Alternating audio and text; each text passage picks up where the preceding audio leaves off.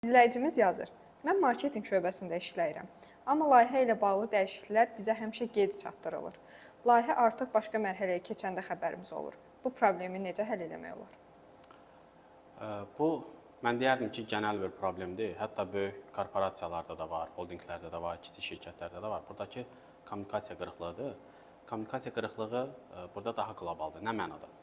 Yəni ki, misal üçün, yeni bir məhsulun kampaniyası ilə bağlı rəhbərlik satışla razılaşır və nəzərdə tutulaq ki, 10% endirim veriləcək və satılacaq.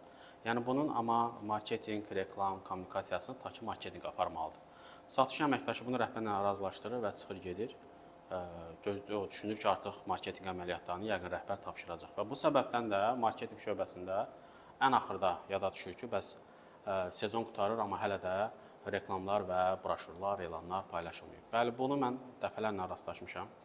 Burada ən önəmli məsələ odur ki, iclasla bağlı, görüşlərlə bağlı bir protokolumuz olmalıdır. Protokol ondan ibarətdir ki, hansı tipli məsələlərdə açar adamlar, yəni skalyar zəncirin hansı mərhələləri, həlqələri birgə toplantı etməlidir. Yəni satışla bağlı bir məsələ varsa, bura kimlər cəlb olunmalıdır? Satış nəyinsə artımını istəyirsə, onun üçün maliyyə dəstəyidirsə, maliyyə dəstəyi, maliyyə şöbəsi, marketinq bunun kommunikasiyasını necə edəcək?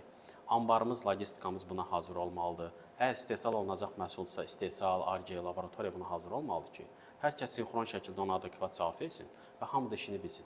Mən sizin inandırım ki, o təkcə bəlkə də marketinqin problemi deyil. Həmin şirkətdə o sanki bir metastaz verib, digər şöbələrdə də eyni xaotik bir vəziyyətdir.